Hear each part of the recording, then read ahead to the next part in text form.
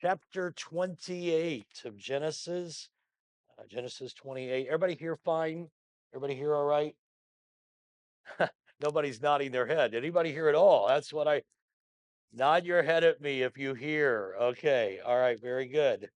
That's pretty bad. I did not hear anything I said.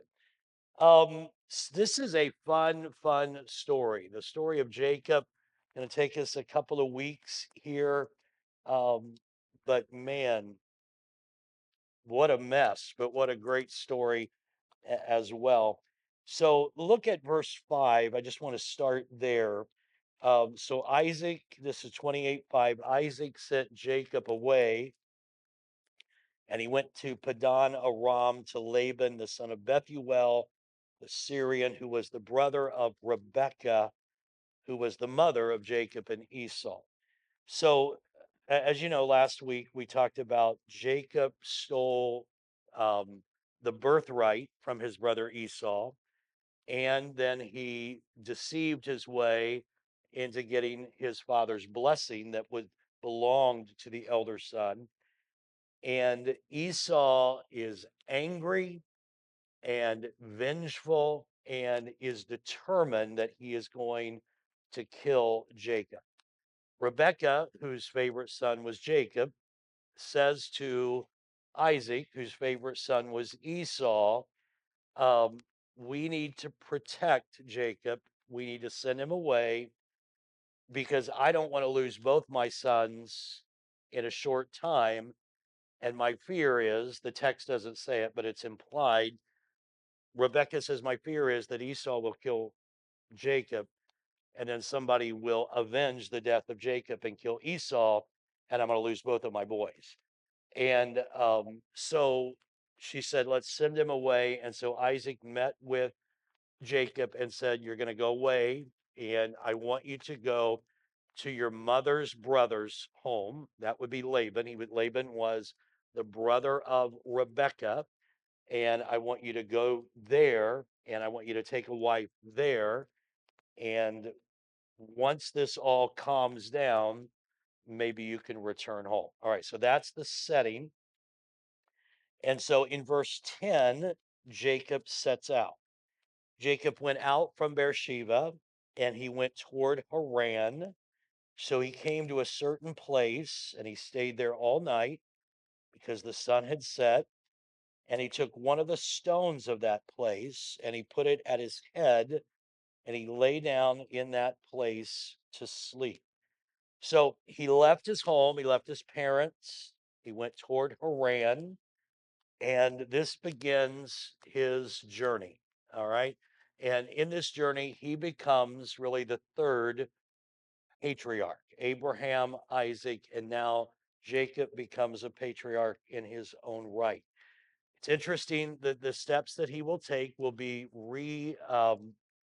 uh, retracing the steps that his father Abraham took. 125, his grandfather Abraham, 125 years before. He's going to take that same track and that same journey. His situation is obviously more dangerous than Abraham's was because he has Esau coming after him in what was that? I'm sorry, this is just a little flit in my head, but what was that show? Um, that TV show like when I was a teenager, Roscoe Pico and Hot Pursuit. You remember what I'm talking? Anybody remember that? What's that? The Dukes of Hazzard. There you go. Um, I'm embarrassed that I admitted that I watched the Dukes of Hazzard, but for a variety of reasons, I'm embarrassed. Anyway, what I remembered was Roscoe Pico. How about that? All right, in hot pursuit. So Esau is in hot pursuit of Jacob. And so his situation is obviously worse, even though he's taking the same path that his grandfather took. And so he stops at the first night. And think about this. Um, Obviously, no hotels. Obviously, I'm not, but no lights. So when it's dark, you're done. So that you're just done. So it's nighttime. It's dark. Impossible to travel. And so he takes a rock to be his pillow. And it's interesting because the text actually says that he came to a verse 11 to a certain place, and he stayed there all night because the sun had set, and he took one of the stones. So the text says a certain place, which will, by the way, be named later, and an ordinary stone. What's interesting is neither one of those are going to remain ordinary. A certain place and an ordinary stone, but both of those are going to become extraordinary in his story. So he's laying there at night. Verse 12, he dreamed, and behold, a ladder was set up on the earth, and its top reached to heaven. And there the angels of God were ascending and descending on it. And behold, the Lord stood above it. We'll just stop there. So there's a stairway, and the text says this is really interesting in the Hebrew. The stairway was set on the earth, or it was rested on the earth. Literally, it was a stairway that was placed toward the earth. So I want you to this would not be, and just trying to give you the picture, it wouldn't be like me going out and finding a spot, taking a ladder and setting it up like it was going up. It would be a ladder that was from above set on the earth. That's the picture that the Hebrew actually gives. And why that is important is this is different from the Tower of Babel. The Tower of Babel, man was trying to reach God, but here, God is setting a ladder, resting it on the earth. This is God bringing the ladder down to man. Totally opposite picture of Babel. So this is important. I put this little second note under number 2. Um, in Tower of Babel, man was trying to reach God, but here, communication between heaven and earth is initiated by God, not humanity. God puts the ladder down because God wants to communicate. And of course, we can fast forward to John 1:14, and the word became flesh and dwelled among us. That's God initiating the activity, the communication, the redemption to humanity. It's not us getting God to work, it is God initiating it for us. And so on this ladder, angels are ascending and descending upon the earth, despite the curse that the earth is under. God is still active in even a broken, cursed world. All of us are grateful for that. We live in a cursed world, but God is still active and still at work. And then in the first part of verse 13, he sets this ladder down, and it says, and it's not unimportant, God stood above it. All right. This is God's activity. That's an important phrase. He stood above it. So now we get to the second part of verse 13. So the Lord stood above it, and he said, I am the Lord God of Abraham, your father, the God of Isaac. The land on which you lie, I will give to you and your descendants. Also, your descendants shall be as the dust of the earth. You shall spread abroad to the west and the east, to the north and the south, and in you and in your seed, again, remember seed, all the families of the earth are going to be blessed. Behold, I am with you, and I will keep you wherever you go. And I will bring you back to this land, for I will not leave you until I have done what I have spoken to you. So, after the dream, or in the dream, there is this revelation. And really, it's just simple. God renewed the covenant. It's the same covenant he made with Abraham, same covenant he made with Isaac. In you and your seed, all the families of the earth will be blessed. He actually expanded the covenant a little bit. He said, I'm going to be with you. I'm going to keep you. I'm going to bring you back, and I will fulfill my purpose in you. Is an incredible promise given, even more incredible that it was given to someone like Jacob, who was such a deceiver and such a cheater, but thankful for the grace of God that still said, I'm going to use Jacob. Jacob's response then to that, verse 16, he awoke from his sleep and he said, surely the Lord is in this place, and I didn't even know it. And he was afraid. And he said, how awesome is this place? This is none other than the house of God. and the gate of heaven. So, and by the way, Bethel means house of God. Um, but he awakens and he is awestruck. He's afraid because he knew his own failure. I mean, you're in the presence of God, holy God has spoken, and you know what you've just done. So there's fear there, and much greater fear than even the fear of Esau seeking his life. So he awakens, he's awestruck. Verse 18, and then he rose early in the morning and he took the stone that he had put at his head. He set it up as a pillar and he poured oil on top of it.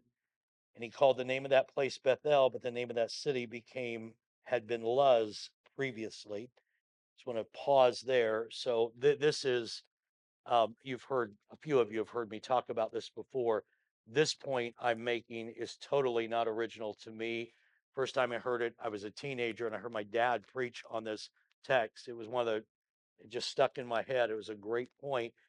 But the rock represented a hard place in his life. Imagine sleeping all night with your head on a rock. It was a hard place, but he poured oil on that hard place and it became an altar, a place that he could meet God. And dad expounded that so beautifully. God takes our hard places, and when we allow the oil of the Holy Spirit to soften those hard places become a place where we can meet God and experience the presence of God. We tend to run from hard places. I don't want anything to do with those. Instead of saying, Holy Spirit, take this hard place and use it in my life. Let me meet you in a new and powerful way. So there's no footnotes in there, but that's S. Don Holtz who said that. Okay. It was awesome. And I remember that as a teenager, and it never, ever left my mind.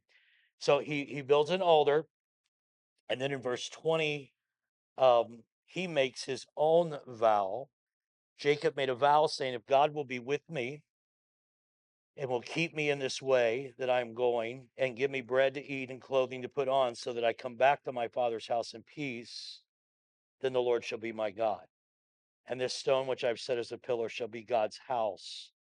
And of all that you give me, I will surely give a tenth to you. This is, by the way, the second time we've seen tithing, at least already, way before law. Just a little sidebar. This is, by the way, the longest vow in the Old Testament. Uh, Eugene Roop, who was a professor of mine, says in his commentary on Genesis, this altar experience and this vow reoriented the journey of Jacob. It reoriented it from fleeing Saul to pursuing God. That's a really cool thought. Up till this point, he's just running from Esau, and now he's pursuing God. He made an altar, and he said, God, I'm going to trust you. If you bring me back here, I'm going to serve you all of my days. So he went from grasper, heel grabber, to giver as he gives a tithe to the Lord. So that is his Bethel experience. And now we go to chapter 29. So Jacob went on his journey, and he came to the land of the people of the east. And he looked, and he saw a well in the field. And behold, there were 3 flocks of sheep lying by it. For out of that well they watered the flocks. A large stone was on the well's mouth. Now all the flocks would be gathered there, and they would roll the stone from the well's mouth, water the sheep, and put the stone back in the place on the well's mouth. And Jacob said to them, my brethren, where are you from? And they said, we are from Haran. And he said to them, do you know Laban, the son of Nahor? And they said, we do know him. So he said to them, is he well? And they said, he is well. And look, his daughter Rachel is now coming with the sheep. Now, back in chapter 28 and verse 2, part of the reason, or really one of the main reasons for this trip, obviously spare his life, was also to find a wife. He was instructed to find a wife from Laban's, who is Rebecca's brother's house. And so once again, the well becomes a reminder of where the servant found the wife for Isaac. And so now Jacob is going to first meet his wife at the well. I wanted to say as well, but I'm trying to think of another way to say that. Also, all right, there you go. So he is going to find his wife at the well also, just like his dad found Rebecca. So he inquires of the shepherds, hey, where are you guys from? And hey, do you know Laban? And they said, yeah, we know Laban. And is he doing well? And they said, yes, he's doing great. And oh, by the way, there is his daughter, Rachel, coming right now. So then we move to verse 7. And he said, look, it is still high day. It's not time for the cattle to be gathered together. Water sheep and go and feed them. But they said, we cannot until all the flocks are gathered together and they have rolled the stone from the well's mouth. Then we water the sheep. Now, if you don't catch that, what Jacob is trying to do is get a little private time with little Miss Rachel, who has made her way to the well. He says to them, "Hey, look, it's not time to settle in for the night. You get them some water, and then get them back out and feed them." Because he wanted some time alone with Rachel, but they respond that they cannot leave until someone removes the look at that. Um, and verse 8, we cannot until the flocks are gathered together and they roll the stone away from the well's mouth. Then we will water the sheep. While he was still speaking with them, Rachel came with her father's sheep, for she was a shepherdess. Okay, so he wants time alone with her, and they're not budging. I mean, partly because they hadn't watered yet, and partly because they probably already felt the electricity and they wanted to be around to see what was going on. And so Jacob, understanding that the need is to get the lid off or the stone off the well, decides for two reasons. Number one, if I get the stone off and they water them, then they'll leave and I can talk to Rachel. Number two, let me show her how strong I really am. And so in verse 10, it came to pass when Jacob saw Rachel, the daughter of Laban, his mother's brother, and the sheep of Laban, his mother's brother, that Jacob went near and rolled the stone from the well's mouth and watered the flock of Laban, his mother's brother. And Jacob kissed Rachel and lifted up his voice and he wept. And Jacob told Rachel that he was her father's relative and that he was Rebekah's son. So she ran and told her father.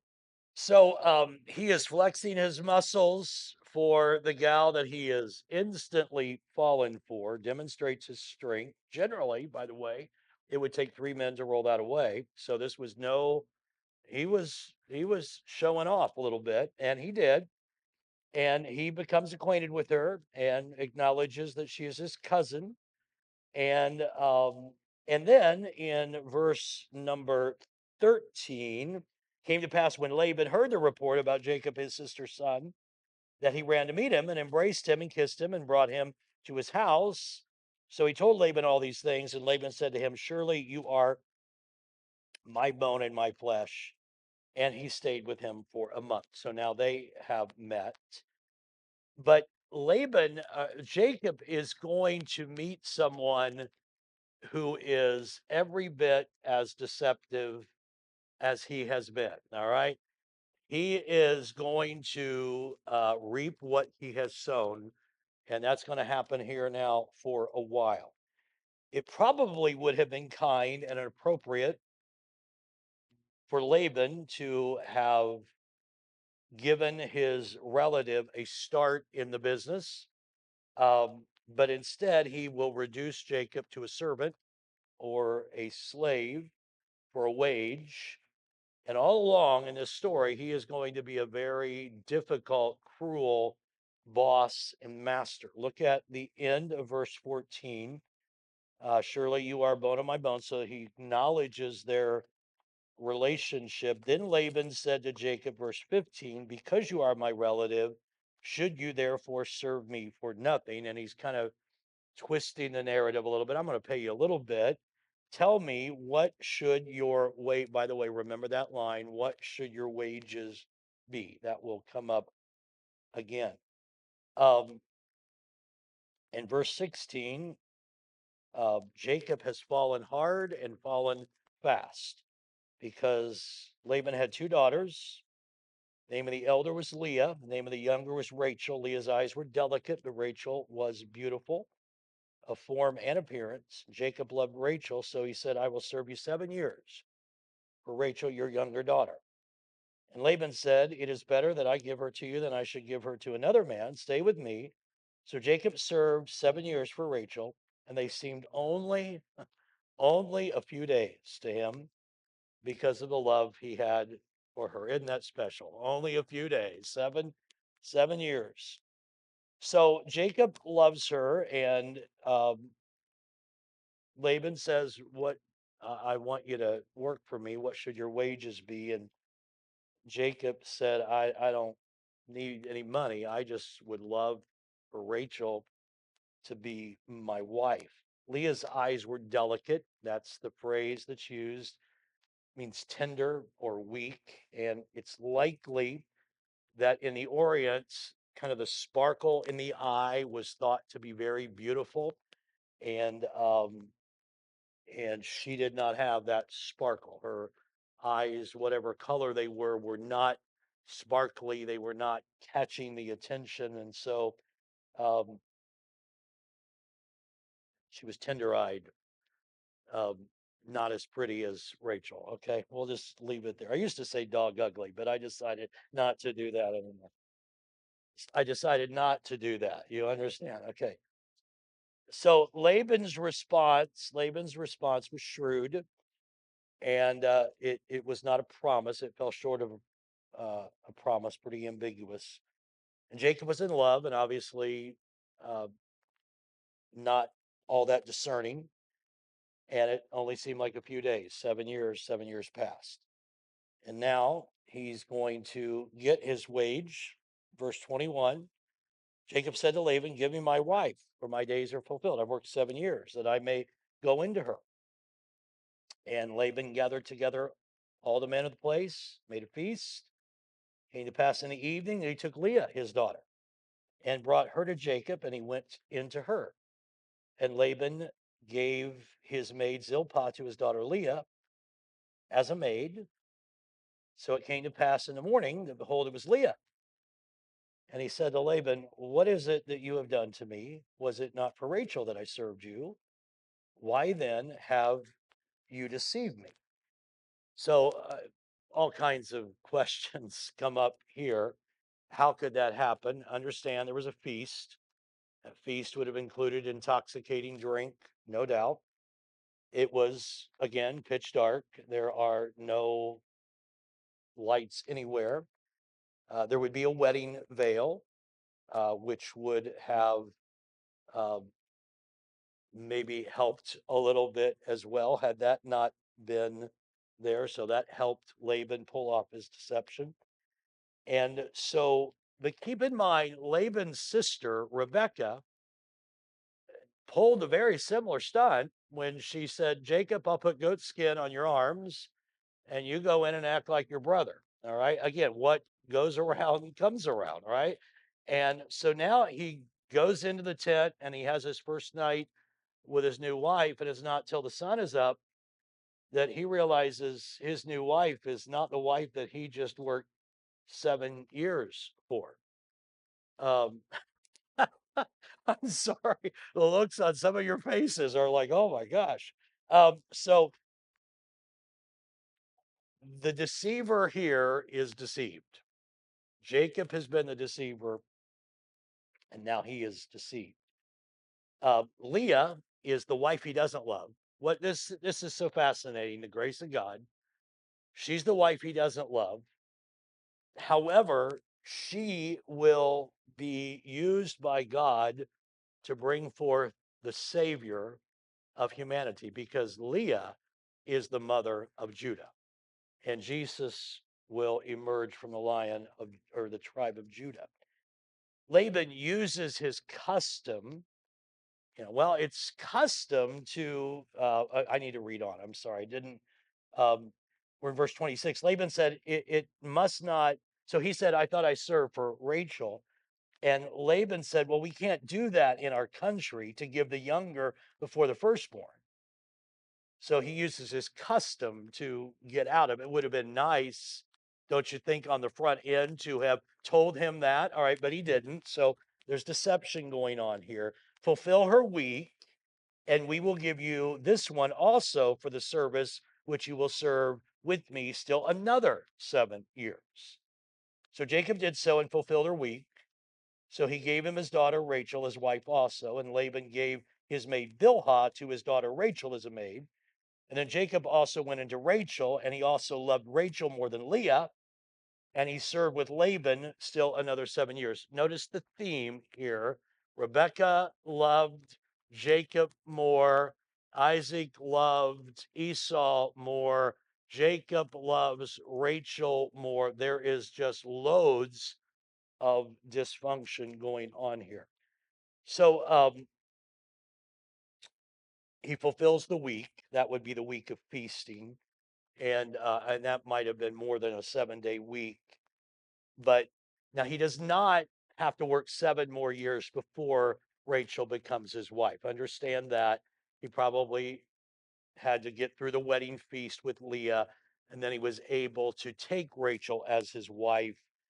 So he now has two wives, but he does commit contractually to work another 7 years. So again, the deception, the shrewd deception of Laban is I just got him for 14 years. All right. So that's what's going on here. This is the kind of shrewd ambition and deception that is taking on. So a couple of things to kind of wrap up this section. There are two weddings that were initiated at the well, Isaac and Rebekah, and Jacob and Rachel. One creates beauty, which was Isaac and Rebekah's. Another creates a rift between Rachel and Leah.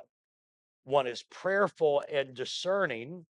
Remember the story Abraham told the servant to go and he prayed and said, God, show me this so I will know the right woman. The other is a runaway deceiver hurrying to move God's plan. He just out there trying to make it happen. Preferential treatment of a child over another is the storyline that creates chaos. So the family of Jacob becomes divided at the very beginning. The family of Jacob is going to be divided all the way through, but the division begins with the division of the wives. Now, 29:31.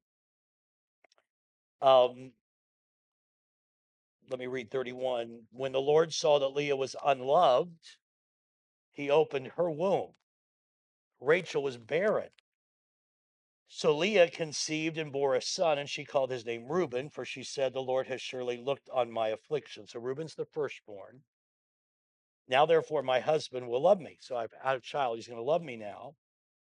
Then she conceived again and bore a son and said, because the Lord has heard that I am unloved, he has therefore given me this son also. And she called his name Simeon. She conceived again and bore a son. Now, this time my husband will become attached to me because I have borne him 3 sons. Therefore, his name shall be called Levi. And then she conceived again and bore a son and said, now I will praise the Lord. Therefore, she called his name Judah. That's Yada, which is praise. That's why I will praise the Lord. That's the name Judah is praise. And so she has 4 sons and then she stops bearing. So Jacob spends 7 years unmarried and fulfilling, excuse me, married and fulfilling his contract to marry Rachel. Um, 7 years unmarried to fulfill his contract to marry Rachel, but it was actually Leah. And then the next 7 years, he has 2 wives, 2 handmaids, and he begins building his family. And Leah is the first to bear children. And her first 4 sons, his first 4 sons, come from her, the unloved wife. And she will actually end up, by the way, being mother of half of the sons. She will have 6 of his 12 sons. But notice this again, I already mentioned Judah. Her sons include Levi, which is the priestly tribe, and Judah, which is the tribe from which Jesus comes. So Leah, the unloved wife, becomes the mother to those two really crucial, important sons in this narrative. Uh, these two wives are going to struggle with one another all throughout the story. Let's look at verse number 1. And when Rachel, chapter 30, I'm sorry, Rachel saw that she bore Jacob no children, Rachel envied her sister and said to Jacob, "Give me children or else I die." And Jacob's anger was aroused against Rachel. There's a lot of, I'll understand there's a lot of tension going on in these tents, right? All right. And Jacob's anger was aroused against Rachel. And he said, "Am I in the place of God who has withheld from you the fruit of the womb?"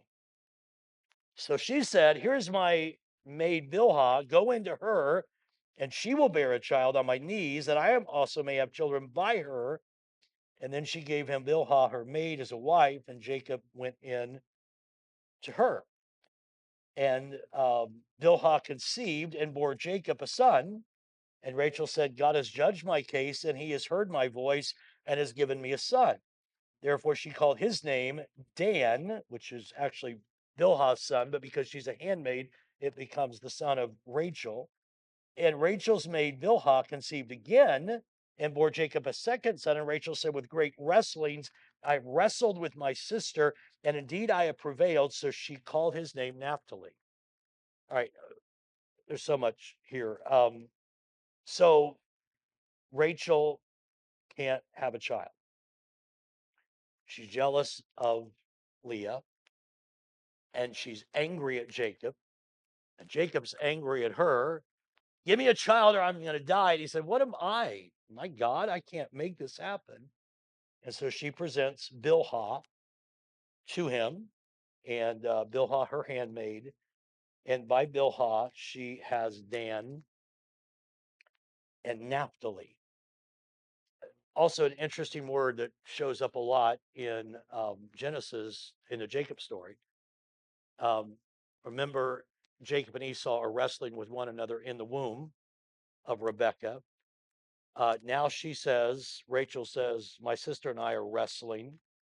And at the end of this story, Genesis 32, what is Jacob going to do? He's going to wrestle with a man, wrestle with the angel of the Lord. So wrestling just describes um, us out of the will of God, but knowing we need to be in the will of God. We wrestle. You wrestle when you don't want to really be obedient. When you don't really, Jacob's wrestling finally was when he gave way. And but this is a story of people that had an incredible promise given to them, but they were unwilling to really be obedient and let God just work it out. And they kept trying to make it happen themselves, and they kept making a mess of things. And we all know when we try to make things happen ourselves, we make a mess instead of just submitting to God. So now, verse 9 of chapter 30. So when Leah saw that now she's stopped married, she's had 4 kids. Her sisters had 2 by her handmaid, so we're up to 6. So when Leah saw that she had stopped marrying, she took Zilpah, her maid, and gave her to Jacob as wife. You see all this one-upmanship going on too. Um, Zilpah gave her maid and gave her to Jacob as wife, and Leah's maid, Zilpah, bore Jacob a son. And Leah said, "A troop comes." So she called his name Gad. And Leah's maid Zilpah bore Jacob a second son. And Leah said, "I am happy, for the daughters will call me blessed." So she called his name Asher.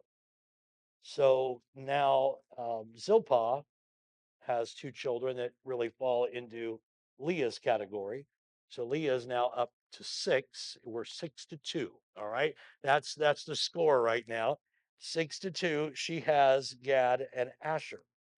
Then we get to verse 14. Is this fun or what? Isn't this fun stuff? I think it's great. Um, this is a really strange story too. Reuben went in. Reuben went, and Reuben's the firstborn, remember, of Leah. Reuben went in the days of wheat harvest, and he found mandrakes in the field, and he brought them to his mother Leah.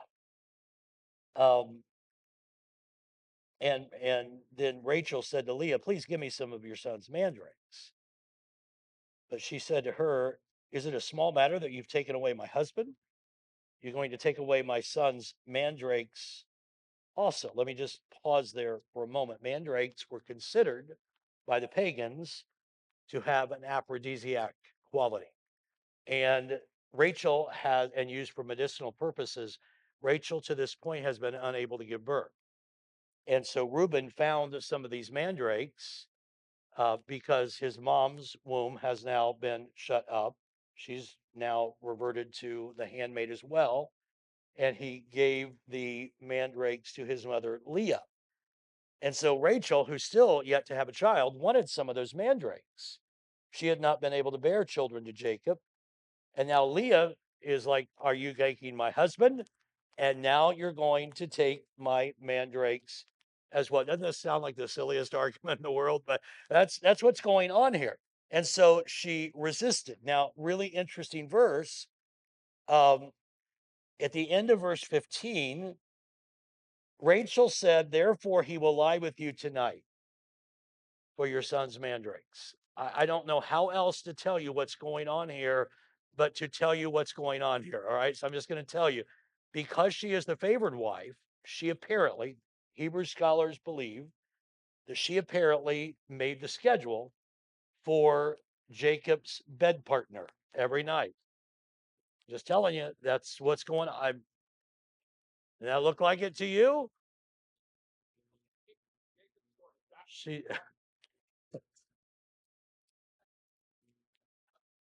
I'm just telling you, I promised to teach through Genesis and I'm not skipping a verse. All right.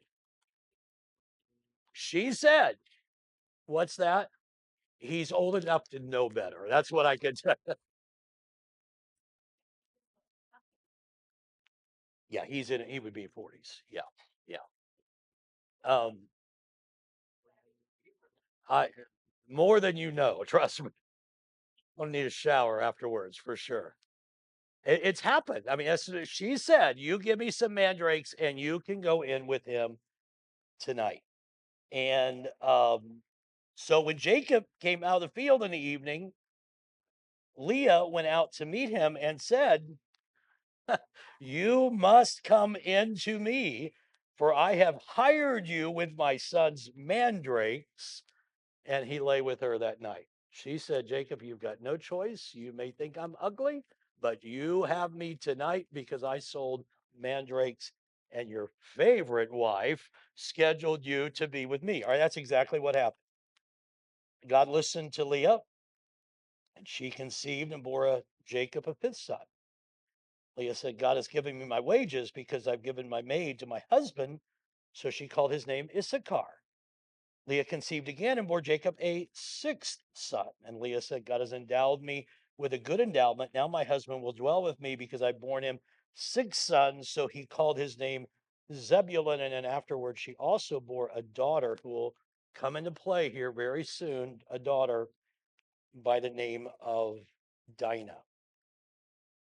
And then, verse 22, God remembered Rachel, and God listened to her and opened her womb, and she conceived and bore a son, and said, God has taken away my reproach. So she called his name Joseph and said, the Lord shall add to me another son.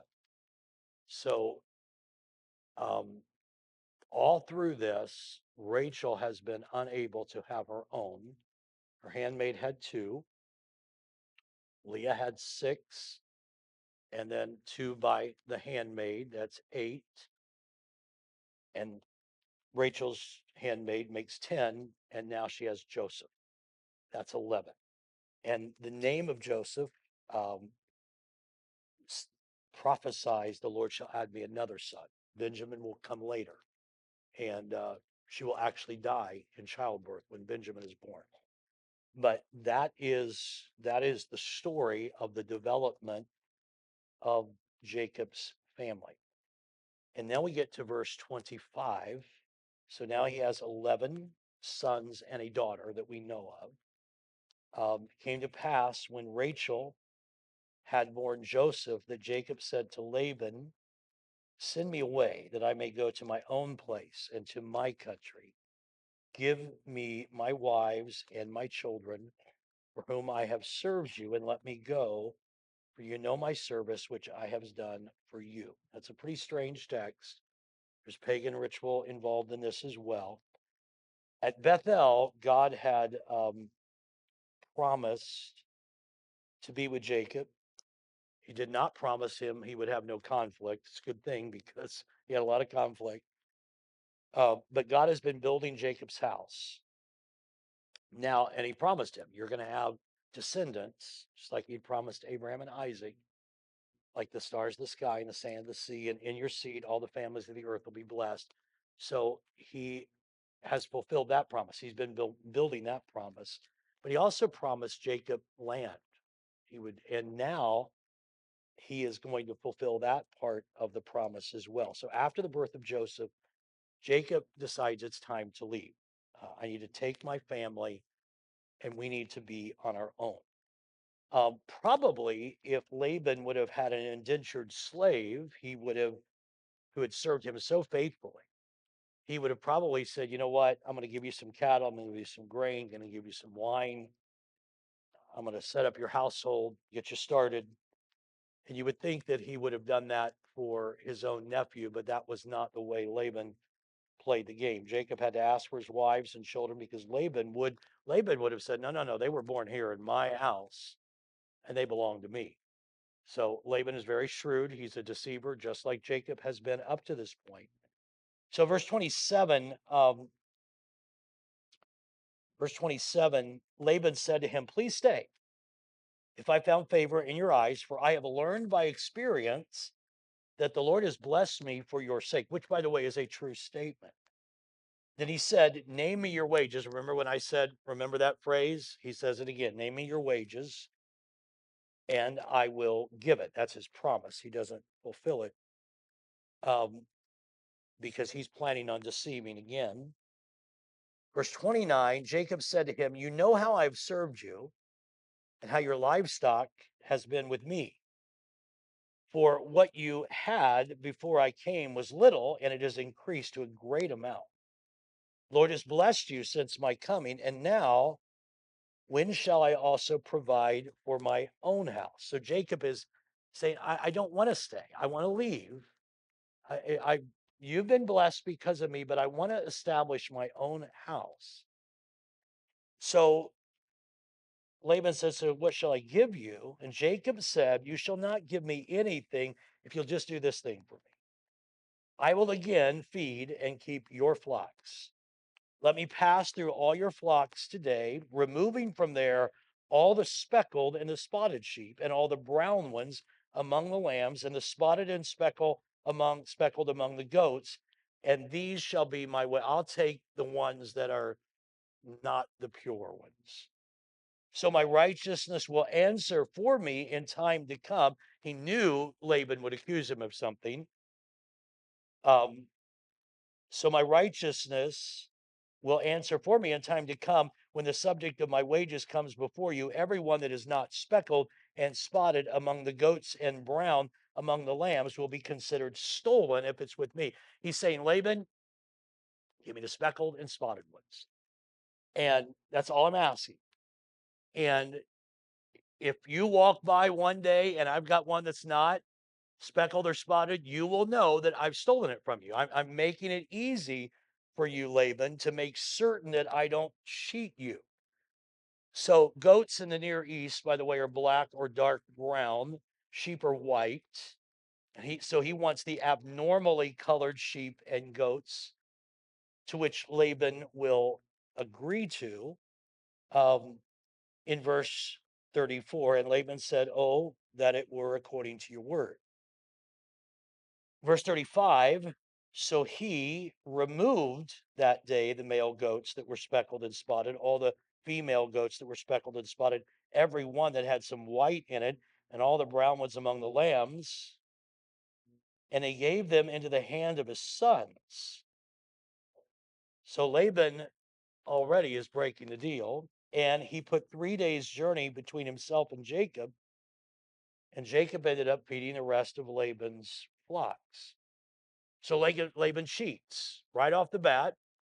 And Jacob has to take the rest, and Laban puts a 3-day separation between them. And these two precautionary measures of Laban pave the way for God to do something supernatural. Verse 37, then, and we're about ready to wind down for today. Jacob took for himself rods of green poplar. This is the pagan, I'll mention it again in a minute. And of the almond and chestnut trees, peeled white strips in them, and exposed the white which was in the rods, and the rods which he had peeled, he set before the flocks in these gutters in the watering troughs where the flocks came to drink, so that they should conceive when they came to drink. So the flocks conceived before the rods, and the flocks brought forth streaked, speckled, and spotted. Then Jacob separated the lambs and made the flocks face toward the streaked, and all the brown in the flock of Laban, but he put his own flocks by themselves and did not put them with Laban's flock. He is trying hard here not to cheat in this case. Came to pass, whenever the stronger livestock conceived, that Jacob placed the rods before the eyes of the livestock in the gutters, that they might conceive among the rods. But when the flocks were feeble, he did not put them in. So the feebler were Laban's, and the stronger Jacob's. Thus the man became exceedingly prosperous and had large flocks, female and male servants, camels, and donkeys. Laban tries hard to keep Jacob dependent upon him, but God blesses Jacob. Now, there are some that suggest that these trees actually have ingredients that heighten the breeding likelihood, and that's been some people's speculation. Most likely, it is just a pagan ritual. Jacob is depending on or following that pagan ritual, but God blesses anyway. And Jacob will later, in fact, I'm going to have you turn there in a minute, will later testify that it is God and his grace, not the ritual, that brings the blessing. I want you to actually go to 31:5. I want to show you that, and then I'm going to show you something else. Chapter 31, verse 5. Actually, go to 10 first, if you would. Chapter 31 and verse 10. Because this whole thing seems weird, but the reason Jacob did this is because of a dream that we haven't yet read about. So I'm jumping ahead, but I want you to see it. Look at verse 10 of chapter 31. It happened at the time when the flocks conceived that this is Jacob talking, I lifted up my eyes and I saw in a dream, and behold, the rams which leaped up upon the flocks were streaked and speckled and gray spotted. Then the angel of God spoke to me in a dream, saying, Jacob, and I said, Here I am. And he said, Lift up your eyes now and see, all the rams which leap on the flocks are streaked, speckled, and gray spotted. For I have seen all that Laban is doing to you. I'm the God of Bethel, where you anointed the pillar and where you made a vow to me. Now arise and get out of this land and return to your family. So this is what this dream that he doesn't recall till later, he doesn't explain till later, is the reason that Jacob went to Laban and said, I'm going to go, I want to start my own family, and I want to take these particular animals. We don't, when we read it first, we don't, well, where did that come from? But later he explains the dream. And look also at chapter 31 and verse 5 and verse 4 and 5. Jacob sent and he called Rachel and Leah to the field to his flock. And he said to them, I see your father's countenance that is not favorable toward me as before, but the God of my father has been with me. So he is not, he's saying, I've been blessed and it's God that's blessed me. Even though his practice was following this practice of pagan ritual, he understands that it is God that's blessed him. Now, let's wrap up for today. And if there's any questions, I'll try to answer them. So here's the promise of 28:14. Your descendants shall be as the dust of the earth. You shall spread abroad, where it is Paras to the west and the east, the north and the south. And in you and in your seed, all the families of the earth will be blessed. And the fulfillment of that is found in verse 43 of chapter 30. Thus the man became exceedingly prosperous. That word is also paras, and had large flocks, female and male servants, and camels and donkeys. So this is a narrative. We'll pick up the rest of the story, the next piece of the story next week. But this is a narrative of grace. And let me just explain why. Both Laban and Jacob are cheats and deceivers. Both Jacob and Rachel depend on superstition and pagan rituals.